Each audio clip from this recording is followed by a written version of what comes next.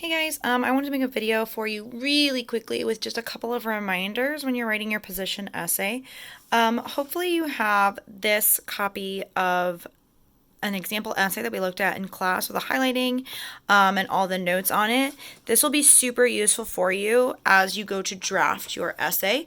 I will be posting photos of this in the module on Canvas for you guys to reference in case you do not have that copy from class with you at home right now. Oh, sorry, I just realized you guys get to see my really cool computer setup. Let's pause a moment, right? Look at this awesome light up computer. Aren't I fancy? I'm so fancy. Okay, back to the position as a reminder. So a couple of things that I wanted to highlight with you guys. First of all, make sure that you are writing a claim and make sure that claim is really clear of what you are arguing in your essay. You are more than welcome to ask me questions or send me like your idea of what your claim is, and then I can check it for you to let you know whether or not it's going to be good. But remember, that should come in your intro. Again, I'm not super strict about what the intro needs to look like. Keeping in mind that intros can, of course, be multiple paragraphs. Just make sure your claim comes towards the end of one of those paragraphs and that it's clear that that is exactly what your position is on the argument. Next thing that I wanted to talk about, the second bullet point here is something that a lot of students do after having done the exploratory essay. They try to organize their argument by source. That is something you do not want to do with a position essay. That is strictly an exploratory essay format. With a position essay, you want to organize it by either reasons to support your argument, various arguments that you are going to be addressing related to your position, or by some sort of topic or subtopics related to your topic, which means that you will have multiple sources in each paragraph, right? It's not organized one source at a time. So you won't have one source per paragraph. It might end up being like that just because that's how it works out. But you want to try and compile multiple sources together to fit with whatever your reason, argument, or topic is for that body paragraph. Make sure too, speaking of your body paragraphs, that you are addressing opposing arguments, which means make sure you're looking at the other perspectives of this argument. So a position essay inherently has multiple sides and perspectives, and you don't want to ignore those. You want to make sure that you are still addressing them in your argument. And then you want to make sure that you are responding to them in some way. And there are two ways to do this. One is to refute them, which means you're going to use logic, you're going to use evidence from sources to dismantle that argument and state why yours is stronger. The other thing to do is if like an argument is really, really strong for an opposing argument, you concede saying that that's a good point, but then you want to move on to a stronger point in your own argument to not leave it with their words. And again, that example essay that you looked at right here in the blue, it does a really good job of addressing the opposition, does not ignore that side of the argument, but then at the end, as we talked about in class, it brings it back to the argument and back to the claim, and then transitions back into the rebuttal, which is the whole next paragraph. However you organize it, you don't have to go off of this essay's organization necessarily. However you want to organize that is totally up to you.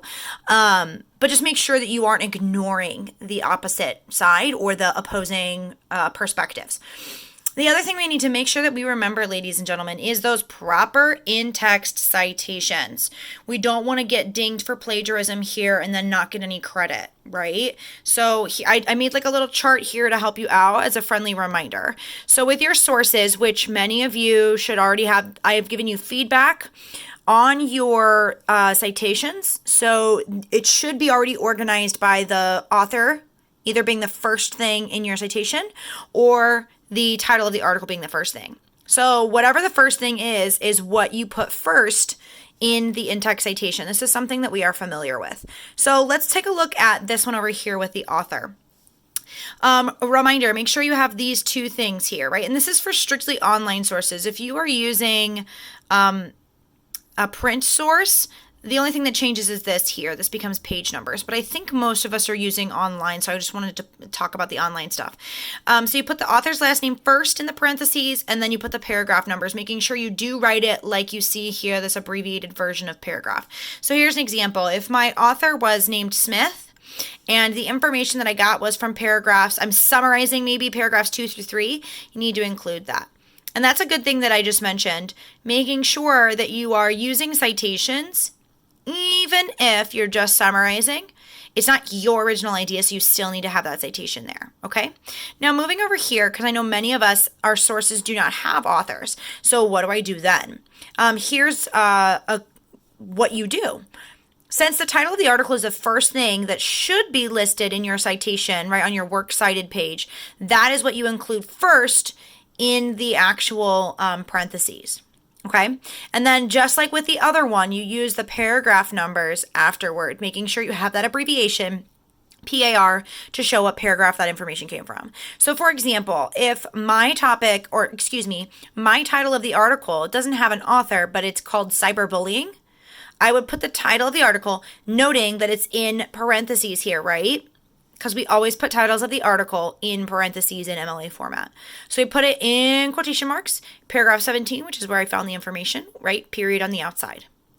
Something good to note, because I know a lot of your titles, as I was looking through your annotated bibliographies, they're really, really long. If your title is longer than 3 words, you only need to include in this part here, the first 3 words, then you put a ... end parentheses. This is showing us that the title that you've included is much longer, but we can see what the full title is if we flip to the works cited page. So if your title is longer than 3 words, you only need to include the first 3 words and then put a ... an ellipses, and then the end quotation mark, end parentheses. Okay? So definitely use that highlighted sample essay that we received in class to help you. Again, looks like this. I will be posting this in the Canvas module for you guys so you can refer to it. This also shows you how to do some nice transitions. It shows you some good examples of how to use ethos, how to use pathos, and how to use logos, right? You want to make sure that the things that you're talking about are credible. And that you use factual information to support your ideas, right? And then, of course, making sure that you have your works cited page as well, okay? As you guys get started, feel free to email me with any sort of questions you have, right? You can send me an email. You can send me a message through Canvas. I'll have this video as well as those photos of this in the module to help you out. But just as a friendly reminder, draft number 1 is 1 to 2 full pages in length, and make sure you get it turned in. You can turn it in whenever you're done, but it needs to be turned in the